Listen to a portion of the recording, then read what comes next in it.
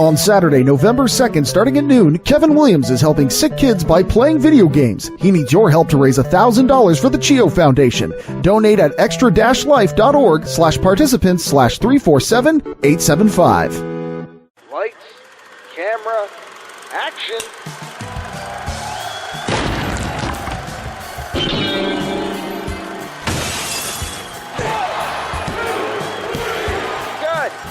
Welcome to Ropes to Reels, part of WrestleMedia, where everything is wrestling, and wrestling is everything. I'm at Adam Kota. I'm at Seraph Word, and remember, Street always wins. Street always wins. You have no idea how long my friend and I have been quoting that stupid line. And it is stupid. It's so stupid. I love it, though. There are so many bad lines in this movie. Yeah, there are a lot of bad lines in this movie. But did you have fun? Yeah, for the most part I did. We're going to get into the parts that I didn't have as much fun with a little bit later on. The callback, is that a callback? The Street always wins? Is that a line that they've said in previous movies? No, just stupid. Really? Because I heard that and I was like, is that a callback? Nope. I feel like it's a callback. Nope. It's not? Nope. What does it say about this movie that I thought it was a callback? They all kind of feel the same. Yes, which is, again, one of the things we're going to get into with this movie. Before we do that, I wanted to get a reaction from you, Drew, on something. Big Show, apparently, is going to be getting his own Netflix series. Please tell me it's a sitcom. It is a sitcom. Are you serious? Yes. Oh, that's fantastic. Would you like to know the premise? Oh, please tell me it's like Home Improvement, but with wrestling.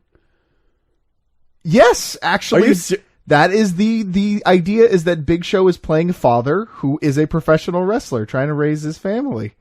And it's a sitcom. So what you don't know is I secretly ghost wrote this show, apparently. Are you serious? It's called The Big Show Show. I didn't even make that up. That's real. You can't. That's real. You can't. That is real. That is a thing. Why couldn't they add like a second Big? Because I'd watch the Big Show Show. Do you know why they couldn't? That sounds like a Powerpuff Girls villain. You know why? Why? Because the street named it, and the street always wins. Oh, this was a win? Sorry, I think Will Doors are coming at this from different angles. It's a win for the streets. That's what I'm saying.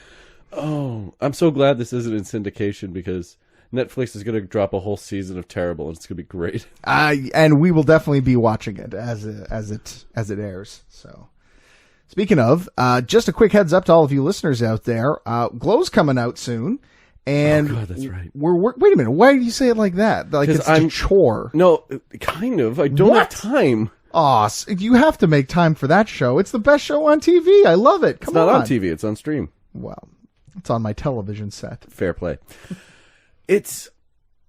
I'm skeptical about this season. Why? Because you can go back in the archives and see that I wasn't like 100% on board with season 2. It's going to be a bad time when the three of us get together. Yeah, that's right. I said 3.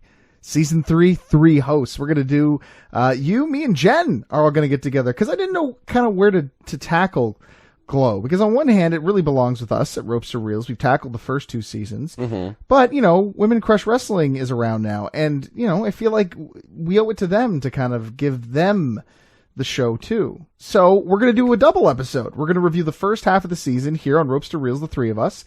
And then we're going to reveal the second half of the season on Women Crush Wrestling. This is going to be very exciting. I'm excited for this. It will be fun. Well, 2-people teams have worked in wrestling. Yes. They're attempting 3-person. Mm-hmm. Some 4K. It's in some cases four people. Are you serious? Where is there 4? Who? What numbnuts? They have done them on pay-per-views before. Oh, that's right. Where they had like a that was terrible. Mm-hmm. Anyway, but we're not terrible, and I think we can. I'm trying.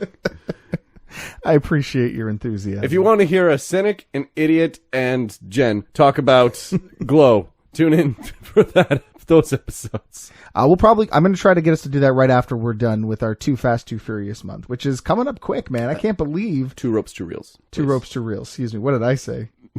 Something that made sense. Oh, my apologies. Yeah, 2 Ropes, 2 Reels. So we got that coming up, so keep up to date with all that. It makes me think, Drew, God, wouldn't it be great if there was a way that fans could keep up to date with what's happening in the world of WrestleMedia every single week? God, if only. maybe they can subscribe to our free newsletter. Is that a thing? It is a thing over at WrestleMedia.ca. Sign up for it, and every week you're going to get all the news and everything you need to know about what's happening in WrestleMedia that week. All the best shows, maybe some exclusive content. Sounds good. Yes, go do it. And while you're at it, why don't you go ahead and give us a little like and a follow over on our social media pages, Facebook, Instagram, Twitter, all at WrestleMedia.ca, just like our website. Isn't that convenient? Oh, would you look at that? It's almost like, what is it? Synergy. Kind of like the way we work with different wrestling companies for when we're on the road, Drew. Like which ones, Adam? Well, I'm glad you asked, Drew. As God, you know, this is like big show acting right now. WWE has a little show coming up in Toronto. You like that? You like That was very good. I appreciate that you like that. It's called SummerSlam. You may have heard of it. Once or twice. Yeah, every once in a while. And because of that, Toronto is becoming the epicenter of wrestling that week. And there's a couple of shows we're going to be a part of, starting... Are we doing an episode in the epicenter? We may. I'm assuming it would be a missed opportunity to not do some episodes in the epicenter. I do have some interviews lined up, so we're definitely going to be having some interviews coming out of that week in Toronto. But who knows? I mean, if we're there, and there will be microphones... I'm assuming some there be microphones. I assume some interviews will be pumped out and some episodes will be as well. Starting with the 19+ event from the Union of Independent Professional Wrestlers, Never Say Never. I want to go on and just first of all say that I love that name. I love that name for a wrestling company, the Union of Independent Professional Wrestlers. I think that's great. It sounds like very professional, like suit and tie professional, and then I look up and I just see steampunk. It's great. I love their logo. Anything with a lucha mask on it gets a thumbs up from me. We're going to see from your blanket. Yeah, exactly. We're going to be there at the Transact Club, 292 Brunswick Avenue in our our province's capital, Toronto. Thursday, August the 8th. Great way to kick off your SummerSlam week. If you haven't got your tickets yet, go get them at WrestlersUnion.ca, or you know what else they could do, Drew? Oh, what else? They could listen to The Lasting Mark. Why that one? Well, because, it's a 19+ show. So we figured if we were going to give away tickets, we should do it on our own 19+ show. And basically, all you got to do is listen to this week's episode, listen for the code word, go enter it on our website, and boom, you're in the draw. It's that simple. And when's their episode come out? Their episode is out right now as you are listening to this. So pause us, go there, listen, come back. That's right. All right, they're back. Go get your... Yes, it was very quick. You're all very, very fast. That's the beauty of a pause button. There you go. Go check it out and get yourself some prizes. Prizes are great. I just told you, they already did. We're fine. Okay, then thank you for getting some prizes and listening to the show. 2 nights later, actually I should say 2 days later, because the next event actually takes place in the morning, starting at 9 a.m. What a better way to wake yourself up. I can't think of a better way to start my day than by seeing some of the best women's professional wrestling on the planet. It's the Summit, presented by Smash Wrestling, Rise Wrestling, Shimmer Pro Wrestling, Women's Athletes, and Femme Fatales. Believe it or not, 4 major championships will be on the line, plus a whole lot more. We have been talking to some of the participants in those events over at Women Crush Wrestling. Alexia Nicole has been on the show. We're in talks right now to do some stuff with Mevo Farrell and Mary Lee Rose, who was recently on the show as well. All fantastic. We have spoken to some of the competitors in the show in the past that are going to be on there. It's awesome. If you love women's wrestling, please buy yourself a ticket. Go to smash-wrestling.com. That's smash-wrestling.com. Saturday, August 10th, the Midtown Event Center. 2492 Yonge Street, right in the heart of the city. So that's going to be pretty incredible for SummerSlam week. But guess what, Drew? We're not done in October or Augest for that matter. You're skipping ahead. Look, yeah. I'm already in the Halloween season myself, but I completely understand. I guess I just feel overwhelmed right now because I would tell you to go get tickets for Fighting Back 9. Are you familiar with the concept of Fighting Back 9? I'm familiar with the concept of fighting back. I didn't know I had to do it 9 times. Well, they have done it 9 times consecutively, that being C4 and the group of incredible men and women who get together and make sure that every dollar procured on that evening goes to the Canadian Cancer Society. All in the memory of Frank Morin, a.k.a. the former Stinky the Homeless Guy who entertained many people in the Ottawa, Quebec area before tragically being struck down by cancer at an incredibly too soon age. Since his passing, these guys have gotten together and done a charity show every year. It's bigger and bigger and bigger every single year. This year, Cody, MJF, and Joey Janela, as well as the Dark Order from AEW, will all be in attendance as part of the show. Pretty freaking huge. And I'd love to tell you that you should go out and get your tickets. But you can't. It's sold out, dude. Oh, I thought they couldn't print anymore. No, they sold out. First time ever. Really? I'd like to think... That's amazing. Congratulations. I would like to believe that we had something to do with it. Probably not. It's probably Cody and his team and all the other hardworking men and women who make that show possible. But probably. The fact that we were there, you know what? I'd like to think that maybe we sold one ticket. I was going to say, you know what? Every penny that puts into a piggy bank increases it to $1. That's right. You're right. So even if we're the penny, we're the loose change of this organization. In for a penny, in for a pound. There you go. And all 300 pounds of me and the crew will be there over at Fighting Back 9. Come check us out there. And, man, what a night it's going to be. And then the very next night, Drew, we ain't stopping. The train ain't stopping, baby. Jumping. We're going down to Napanee to the Chinlock Wrestling Academy at 824 Palace Road, Napanee on Saturday, August the 17th for Fallout. CJ Felony defends the Cale Murphy Memorial Championship against Jan Murphy, trying to defend his brother's honor. It's going to be a great show. Tickets just $15. Get them now, and then come back to my place afterwards, to my mom's place. We're going to have homemade lasagna. It's going to be delicious. Can she make that much lasagna? Yes, my mother could. Yes, she could. Not a moment's hesitation. All right, now that we've got the shilling out of the way, it's time to ask an important question, Drew. A question that we ask every single week. What in the xylophone Xanax my brain broke. I'm sorry. Does this have to do with professional wrestling? I just finished watching this movie. You'll have to forgive me. You had a lot of momentum going, and then you felt like you tripped and fell and just rolled all the way down the hill. That's what you do. When you fall, you keep rolling until you can't anymore, and then you just lie there, and it's funny. Keep rolling, rolling, rolling, rolling. What? It's another wrestling reference. If you know what that is, message Adam with the phrase, I hate you. Do you not know what that reference is? It's from WrestleMania 19, from the entrance of The Undertaker. Right, because he used Rollin' by Limp Bizkit as his theme. And they performed it live. I'm well aware. Well, okay. I'm saying to hate you because you brought up Limp Bizkit. I just love that you got so specific with it. You were like, WrestleMania 19, Limp Bizkit, Undertaker's theme. I don't have many options like that. I'm sorry, many opportunities like that to know exactly when it happened. But you could have just said Undertaker's theme. Yes, but okay. Whenever I bring up anything obscure, you have the exact moment and place it happened. This is the only time I got to do that. Not every time. Most times, but not every time. What was the debut of the Bad Santa Claus? Oh, Santa Claus debuted In Your House in 1995, I want to say. He came out with... Well, he didn't come out with Ted DiBiase. He came out with Savio Vega, but then he turned on him. Yeah, I think that was it. Case in point. Now what I'll get is I'll get angry emails telling me it wasn't 1995, it was 1996. Something like that, I don't know.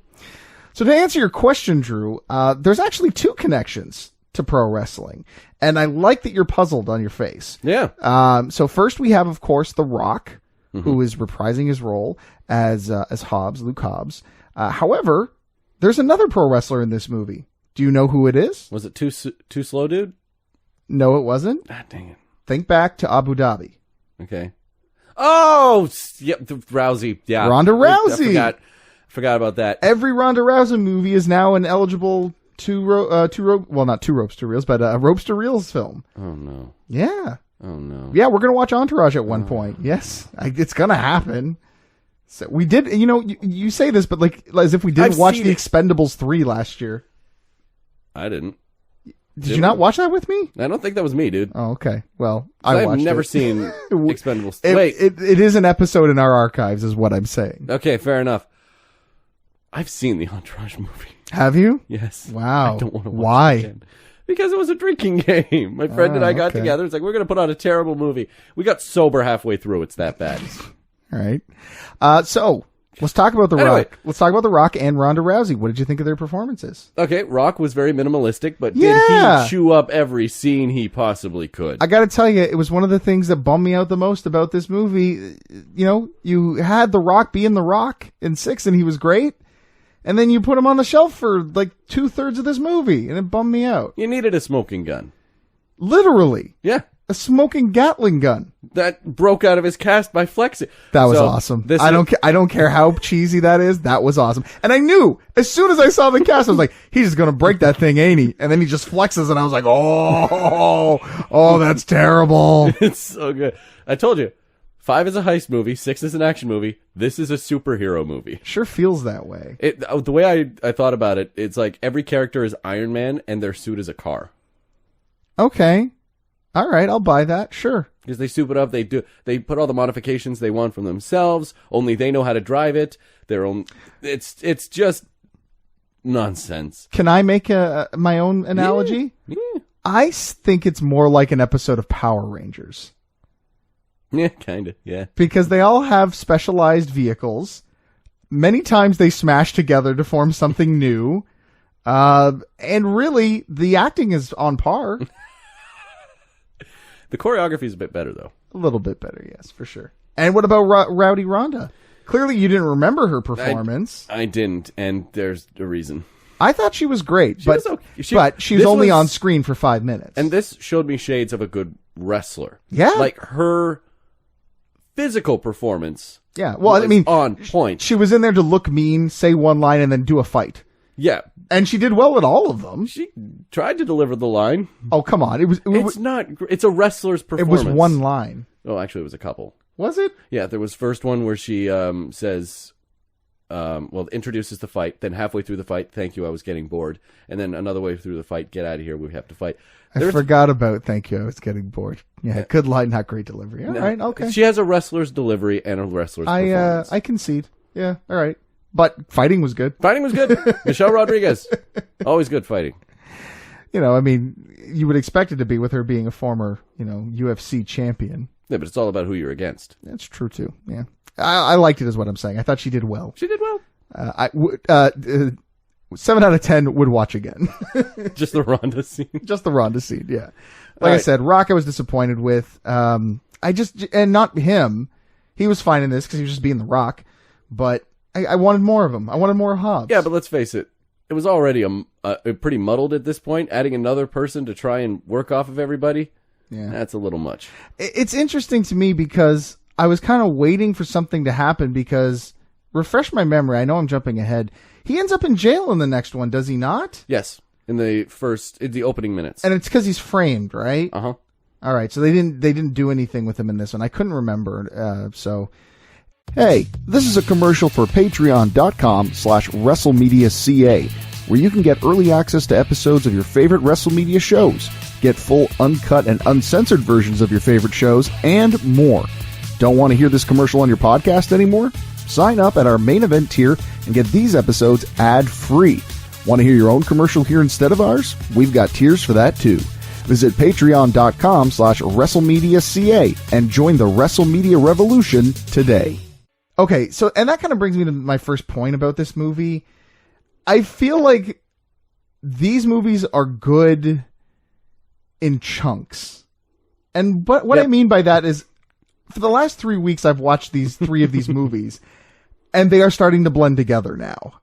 And I feel like that's to its detriment, because I feel like I'm sitting here watching them going like, okay, I've seen this. It's not doing anything for me. This is going to be a very, very bad analogy, but do you know how some people say that, like, when you're a thrill seeker, you do a thrill and then you do it a few more times and you don't die. And because of it, you need to go on to something more dangerous and more extreme. I have seen Triple X. Okay. So, was that the premise? That was why he ultimately signed on with Samuel L. Jackson. Yeah. The fact that you were able to do this, to make this analogy work with another Vin Diesel movie, bravo. Thank you. Well done, sir. I've been waiting for a point to bring in Triple X. Pitch Black. Oh, The opportunity hasn't happened yet, but I'm paying attention. Still early. It's still early. We still have 2 more of these movies to go. So yeah, Vin Diesel's only in 1 though. That's true. And I'd probably say, to the betterment of that fact, he is not good. You know what's weird? So at the end, they're doing that, like the flashbacks of the last Furious movies, Fast and Furious movies. Which can I be honest with you? Just to pull this aside real quick, I almost cried. I did cry. I almost shed a tear. It's surprising, like, these movies that are just about destruction and then you pull the camera back and you're like, oh yeah, a real man died. And people really genuinely loved him. And you really felt that at the end of this movie. Like, I will say, if I will say this, the best thing about Furious 7 is the end and the beginning. Everything in between is okay. Like, it's fine. But I love the opening and I love the ending to this movie. That's fair. Everything else in the middle is okay. You didn't like the plane with the cars falling out of the plane? Good stuff. Like, I'm not saying bad, but the things I'm going to remember from this movie are the opening and the beginning. Fair. And the ending. I got you. Sorry.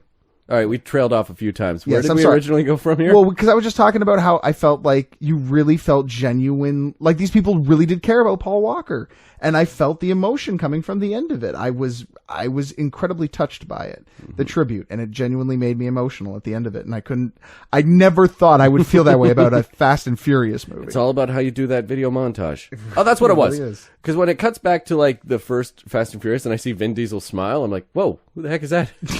It's like a completely different character from what we have now. That's an actual character, whereas we have DMX. Close. You can't tell somebody that they love you. What was that? You can't tell somebody that. No, I think I got it. All right, it's dumb enough that I think I got it. I'm going to apologize. I kind of like that line. It's a good line. I like the line. I hate the delivery. It was delivered by Gravelmouth. Yeah, I hate the delivery, but I kind of like that line. And there are one or two lines in this that are good. And then there's, woman, I am the cavalry. Yeah, boy, oh boy, Rock. I'll be honest with you. It's the woman part that bothers me. It's not even the I am the cavalry. If he said I am the cavalry, I probably would have been like, and I salute you. Because he's the Rock.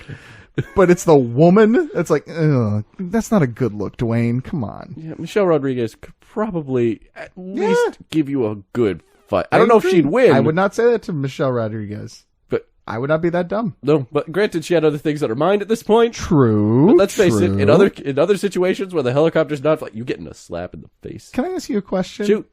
Why doesn't Vin Diesel bring up his wife? What do you mean?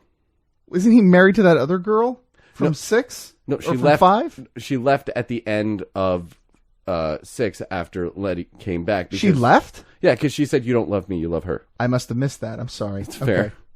Here's a question. It was about 5 minutes in a very packed movie. Okay, so those two got married, right? In secret, yeah. Okay. So, did he not think to maybe bring up, oh, by the way, I've also been married before? Like, I'm technically... I guess he thought he was a widower at that point. He didn't use a ring. So, it wasn't a legally... Right. It was an emotional... The ring makes it legal, huh? Well, that in this world, yeah. Basically, how it goes is like they were married spiritually, not legally. Oh, okay, I see. All right. Okay. Now, bro... Spiritually, I want to pay for my rent next month. I hope that can work. I just want to point out that they... Does Jesus give out loans is what I'm asking. Oh, they're a one-time payback. Ah, well done, sir. So, remember, when you're trying to put logic into a movie where a car drove through not one, but 2 Abu Dhabi buildings. That was cool. It was pretty awesome. Here, that's the thing. James Wan, great at horror, pretty dang good at action, too. Yeah, actually, I wanted to talk about that. The fact that it's a different director than this one. Justin Lin is the original. He's gone. He was working on something else, I guess. Was he doing Star Trek at this time? I think so. So they brought James Wan in. What a good choice. He's really good at this. Yeah, he had some fun with some cameras. He knew about pacing. Actually, I really like the camera stuff. Like, his directing work here is really good. Like, I like James Wan as a director overall, though. Mm-hmm. I think that guy is really super talented. The only problems I have was, like, a lot of camera cuts with the Paul Walker fight scenes, and you can obviously tell why that is. Sure. I mean, but you got to give him a pass on that. That's what I mean. That's my main gripe, is, like, that's something that would take you out of the movie, but then it's like with wrestling.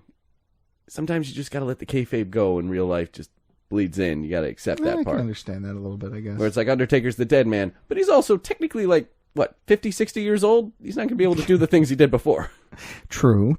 I like the music in this. Music is done very, very well. It's one of the few times when I've been sitting there noticing the music in one of these movies, but I dug it. I thought it was really well done. What do you think is the best part of this movie? What's your favorite thing about this movie? Like, just overall, what I enjoyed the most. Yeah, it's going to sound awful, but the brainlessness. Okay. Well, explain. It doesn't sound awful. I need they have a tone. They know what they are, and they set it up in the beginning with that Hobbs and Shaw fight. Rock delivers a rock bottom. Yeah, I wanted to bring that up. It was fun. We did that before. That was on my I know. Reelys list. It was fun. I liked it. Shaw throws a grenade.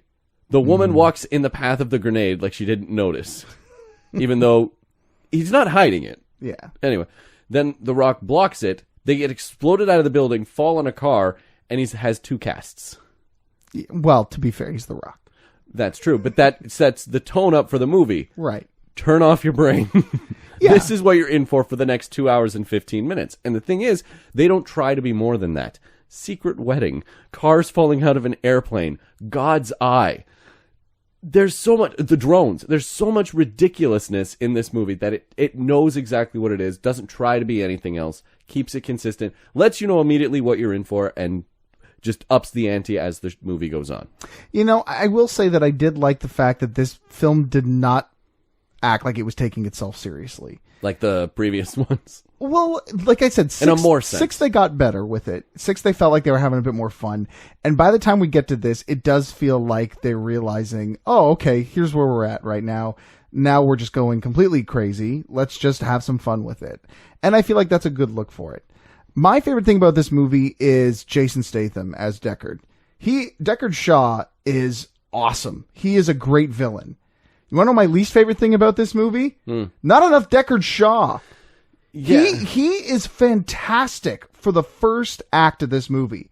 Then they bring in this God's Eye. Well, he's okay. The God's Eye subplot, and it's like we just forget about Shaw. Well, that's what I mean. Once they bring in Kurt Russell, the movie very much it shifts away from him. Yeah. And of course, we're going after him too. It's like that's not the same. He becomes a trophy for Dom. Mm-hmm. It becomes Dom's fight against Shaw, which is like okay, but like, did nobody else love Han? Well, it was so serious. It's like, did nobody else want revenge on this guy? I love this idea because again, this is my first time watching this movie. This idea that these guys were being hunted one by one. I was like, what a great twist on this idea that, okay, well, we have a common goal. We're going to unite together and go after it. And it's like, no. Here's a guy that's picking you guys off one by one. I was like, what a great concept. What a cool villain. And then as soon as they introduce the computer chip, they're like, forget about that guy. He's only interested in Dom now. What? Why? And he's the best part of this movie. He's intimidating. He's cool. I want to see more of Shaw. Clearly, so did the audience, and so did Universal, because they were like, bring him back! Give him his own movie with The Rock! And we get to see a lot of a different side of Shaw. Like, we're not going to get that Hunter picking off, unfortunately, but we do get Statham having fun. And when Statham has fun in a movie, the audience has fun. He's great fun. I liked him as a bad guy. Like, I don't see him as a bad guy. Most times he's playing the hero. And he was great as a bad guy. I want more Jason Statham as a bad dude. Like I said, I love the beginning of this, where he's in there at the hospital with Luke Evans, and they do the whole camera following him as he's walking out, and all this chaos is around him.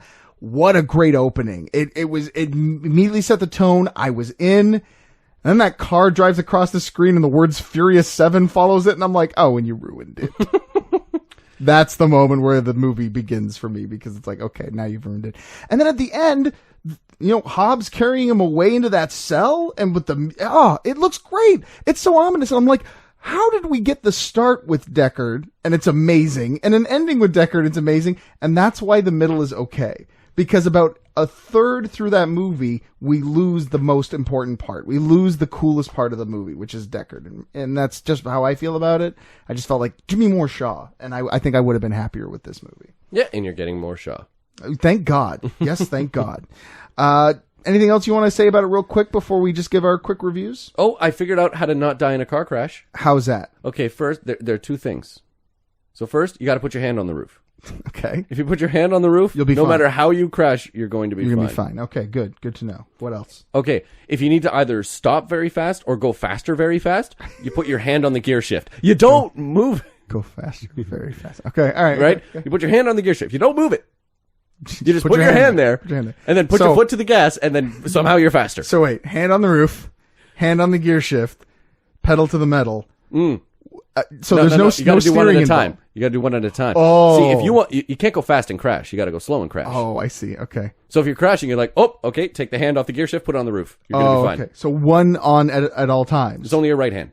Only your right hand. Your left hand's always steering. This just became Twister Auto, which I love. Okay. So left hand always on the steering wheel. Left hand, red steering wheel. Okay. Now, if you're going to crash, Right. it's right hand on blue roof. Oh, right. Hand on the roof if you're going to crash for safety. Yeah. Hand on the stick if you want to go fast. Yeah, If you want to Sonic it. exactly. Go fast. Gotta go fast. Got to go fast. Put your hand on the gear shift. At least that's if you're in the Furious 7 world. Right.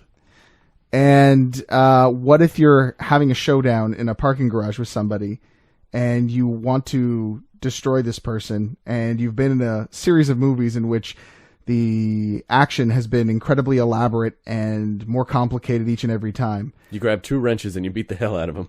Yeah. Or you just drive the cars headfirst into one another like some drunk frat boys. But Hobbs cheated. No, Shaw cheated. That's stupid. It's stupid. It's stupid. It's stupid. But you understood that the street won that battle. No, it didn't. Street always wins. Even okay, you got me. The street always wins. And in that case, I will give this a mid-card rating. It's not terrible. I'm certainly not going to tell people to avoid it. It's not a main event for me, though. I think I like 6 better. I'll be honest with you. I think I like 6 better. But also, 6 had more of Rock being Rock. And even though the villain is way, way better in this, like 100 times better, they tease me with him and then they take him away. And I think that made me more angry than having a villain I was bored with most of the time. Performances are fine. Action is great. But again, maybe it's because I'm watching these in order. I'm feeling like it's less impressive to me every time. And I think that's because maybe it's getting to be a slog at this point. I don't know. We'll have to wait how I feel about 8 when it comes out. But mid-card still wouldn't be bad if you like action movies. It is, I will say this, in terms of quality, it's probably the best of the bunch so far, even though I think I enjoyed 6 a little bit more. But mid-card. Fair. How about you? Same. It is a mid-card. It is my favorite of the series, but I actually have a quick question for you before you get really deep into it. Is it as good as you remembered? Because last week you said you were concerned that it wouldn't be as good as you remembered. No, I remembered it being stupid turn-off fun and that the action was solid, and it's still that same way. You're not going to Fast and Furious for character pieces. If you are, No. you're disappointed. Disappointed after the first one.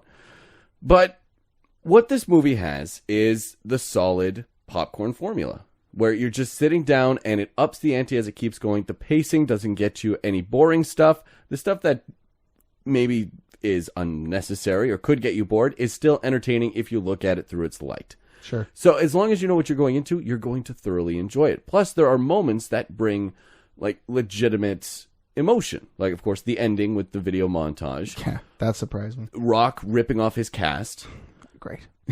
Grabbing the Gatling gun. Shaw walking out in that destructive hospital. There are moments that actually do drive emotion. It's just not the entirety of the movie does. So, it's something where you can enjoy yourself for 2 hours, so why it's a mid-card. Yeah, I agree. I think it was good. I had a good time with it. I'm glad I watched it. Like I said, it didn't set me on fire, but I liked it fair enough. And that's going to do it for us here at Ropes to Reels. For those of you listening for free at WrestleMedia.ca, for those of you who were nice enough to put a few ducats in the bucket, well, you're going to get a little more coming up after. We're going to talk about how much money the movie made. P.S. It's a lot.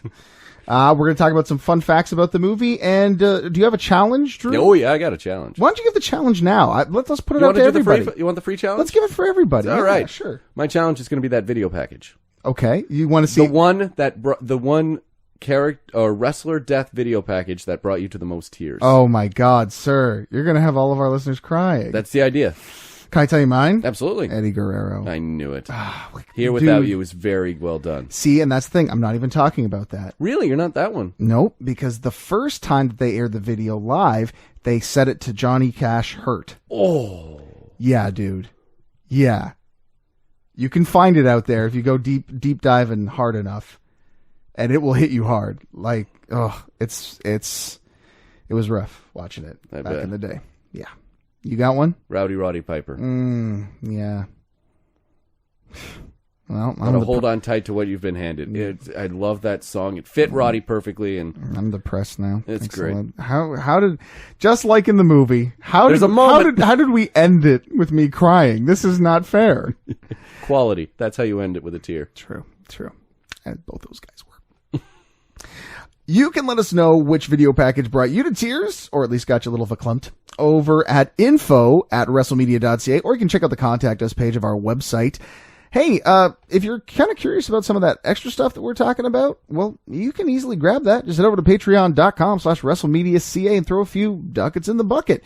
You can get anything from early access to episodes like this to extended content, which we're going to have on the other side, even some bonus content that only certain tiers are going to get. All that and a whole lot more. Check it out. It's a great way to support us. Maybe you don't have the funds to be throwing a few ducats in the bucket. No problem. There's other ways that you can help us out. We already mentioned our social media, but you can do more than that. You can just rate and review us. Be our own personal Dave Meltzer and give us 5 stars in the Tokyo Dome over on iTunes or anywhere else that you listen to this podcast that allows you to rate and review it. And then, well, if you can't even be bothered to do that, Drew, if it's just too much effort for you to click a 5 stars, share. Just tell somebody about the podcast. Word of mouth. You can come see us on the road. That would be great too. Lots of great ways you can support us. But the important thing to do is to keep listening and to keep sharing. Tell everybody you know who likes movies, who likes wrestling, who likes a combination of the two, or to hear people ramble on about how they somehow fit together in a weird way, like a twisted Tetris game. You like Tetris growing up? I have the Tetris 99 on my Switch right now, and I'm addicted. I'm not really a big Tetris guy, but I do like this podcast. So thank you very much for supporting this podcast and us. That's going to do it for us on this version of Ropes to Reels. I'm at Adam Kota. That's Surf. And when it comes to Furious 7, at least for the free side of things, that's a wrap.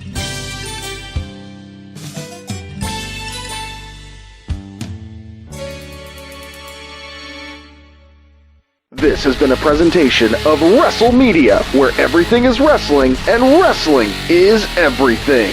Here's what you're missing out on right now over at patreon.com/WrestleMedia.ca. Listen, we know the fact that Ludacris wasn't, a guy that, hid in his room his whole life. He lived on the streets.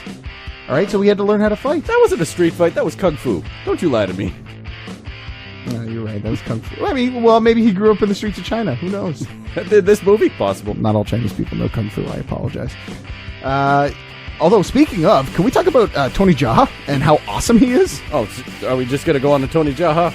Little Tony Jaa Bruja? Little Tony Jaa Bruja. That's so stupid. Isn't it great, though? Want more? Sign up now at patreon.com/WrestleMedia.ca.